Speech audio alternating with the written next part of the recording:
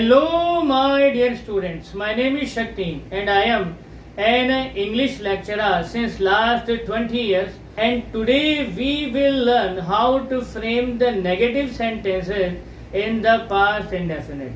If you are new on our channel and if you like the video, subscribe the channel and press the bell icon so that you can get the notifications of our videos firstly. So without wasting a single second, let's get on to the topic, the framing of the negative sentences in past indefinite. So in the previous class, we had learned how to frame the affirmative sentences in the past indefinite, and in today's class, we will learn how to frame the negative sentences. तो firstly we will look at the formula of the sentence making. तो सबसे पहले subject आ ही जाएगा. Subject के बाद में हमको लगानी है हेल्पिंग वर्ब डिड. डिड के बाद हमको लगाना है नॉट. नॉट के बाद हमको लगाना है मेन वर्ब की फर्स्ट फॉर्म. जी हाँ, ध्यान दीजिएगा, पास्ट इंडेफिनिट के अंदर जो अफर्मेटिव सेंटेंसेस हैं केवल उनमें सेकंड फॉर्म का इस्तेमाल होता है. और जैसे ही हम लोग नेगेटिव में आते हैं तो हेल्पिंग वर्ब डिड लगना स्टार्ट हो जाती है. और जैसे ही डिड लगना स्टार्ट होती है, हमको जो है सेकंड फॉर्म की नीड नहीं है. अब हमको वर्ब की फर्स्ट फॉर्म ही चाहिए. तो according to the formula, subject, उसके बाद में हेल्पिंग वर्ब डिड, फिर उसके बाद में नॉट, फिर मेन वर्ब की फर्स्ट फॉर्म, फिर उसके बाद में प्रीपोजिशन और फाइनली ऑब्जेक्ट. तो यहाँ पर हमने एक सिंपल सा सेंटेंस हिंदी में लिखा है और हम इसको कन्वर्ट करना सीखेंगे इंग्लिश में. वहां पर मैंने कुछ वर्ब की फॉर्म्स लिखी हैं जिन पर आप चाहे तो लिख करके प्रैक्टिस करिए. अभी मैं आपको इस सेंटेंस को फ्रेम करके स्पोकन प्रैक्टिस कैसे करनी है वो भी आपको बताऊंगा. सबसे पहले इसको हम जो है इंग्लिश में कन्वर्ट कर लेते हैं. तो सबसे पहले आइए एक सिंपल सेंटेंस को ड्राफ्ट कर लेते हैं. मैंने सड़क के ऊपर क्रिकेट नहीं खेला. तो एक बार पहले हम देख लेते हैं कि इसके अंदर सब्जेक्ट कहाँ है, ऑब्जेक्ट कहाँ है, वर्ब कहाँ है, प्रीपोजिशन कहाँ है. तो मैंने, ये तो हो जाएगा हमारा सब्जेक्ट.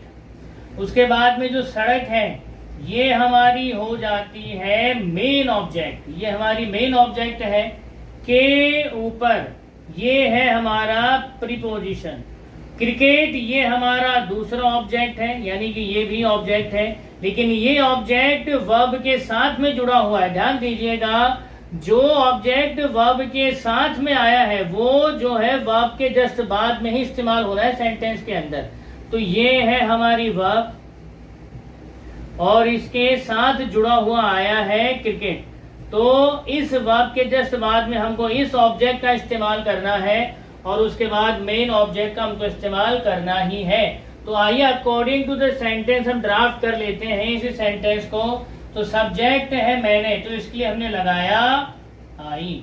उसके बाद हमको लगाना है डिड. तो आंख मीच करके, आंखें बंद करके डिड लगा दीजिए, बिल्कुल सही होगा. उसके बाद हमको लगाना है नॉट. तो ये नॉट हम ऐसे ही ऐसे लगा देंगे. उसके बाद हमको लगानी है मेन वर्ब की फर्स्ट फॉर्म. वर्ब कहाँ है, ये रही. तो खेलना, खेलने की फर्स्ट फॉर्म होती है प्ले, और हमको फर्स्ट फॉर्म ही तो चाहिए. तो आई डिड नॉट प्ले. अब इस प्ले के साथ में क्या जुड़ा हुआ है, क्रिकेट. तो ये जो ऑब्जेक्ट क्रिकेट जुड़ा हुआ है वो सबसे पहले हम वर्ब के साथ में लगा देंगे. तो सेंटेंस हमारा अब तक बना I did not play cricket. तो अब उसके बाद में हमको लगानी है प्रीपोजिशन. तो प्रीपोजिशन क्या है, के ऊपर, उसके लिए हमने लगा दिया है ऑन. और फाइनली ऑब्जेक्ट है हमारा मेन ऑब्जेक्ट सड़क, तो उसके लिए हमने यहाँ पर लगा दिया रोड. तो सेंटेंस हमारा बनकर के तैयार हुआ, I did not play cricket on road. तो ये तो हमने बनाया अभी जो है आई के साथ में. अब आप क्या करिए, सब्जेक्ट को चेंज करिए, सेंटेंस वही रहने दीजिए, सब्जेक्ट को चेंज करिए और इन सब्जेक्ट के साथ में, 9 सब्जेक्ट के साथ में, और आप इन 9 सब्जेक्ट्स के साथ में इस सेंटेंस को प्रैक्टिस करिए पहले लिख करके.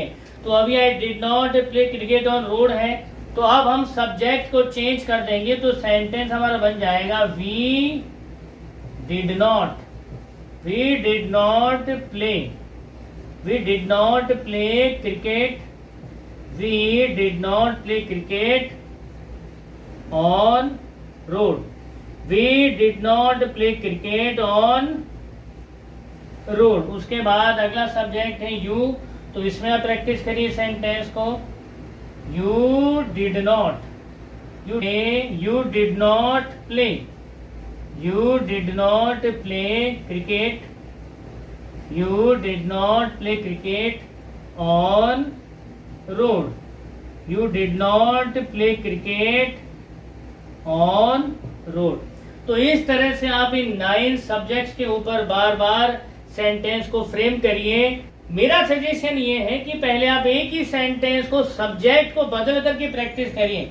जब आपके दिमाग में इसके रूल्स, इसके नॉर्म्स, इसके रेगुलेशन अच्छे से समझ में आ जाए, तो फिर आप जो है इस प्रैक्टिस के अंदर वेरिएशन कीजिए। अलग अलग सब्जेक्ट के साथ में, अलग अलग वर्ब्स के साथ में, अलग अलग सब्जेक्ट्स के साथ में, अलग अलग वर्ब्स के साथ में आप सेंटेंस को फ्रेम करिए। तो सबसे पहले आप लिख करके प्रैक्टिस करिए, सबसे पहले आप लिख करके प्रैक्टिस करिए, उसके बाद फिर आपको बोल करके प्रैक्टिस करनी है। तो बोल करके प्रैक्टिस कैसे करेंगे वो भी अपन देख लेते हैं। तो प्ले पर एक सिंपल सेंटेंस मैंने ड्राफ्ट कर लिया था, अब वहां पर रीड है, रीड यानी पढ़ना। तो दोबारा से हम ले लेते हैं आई और एक सेंटेंस ड्राफ्ट कर लेते हैं। I did not read book in library. अगला सब्जेक्ट है हमारा वी, वर्ब है हमारी कट, तो सेंटेंस बन जाएगा we did not cut papers in the classroom. अगला हमारा सब्जेक्ट है यू और वर्ब है हमारी लाफ, तो सेंटेंस बन जाएगा you did not laugh at Ravi. अगला हमारा सब्जेक्ट है दे और वर्ब है हमारी प्रे, तो सेंटेंस हमारा बन जाएगा they did not pray for him.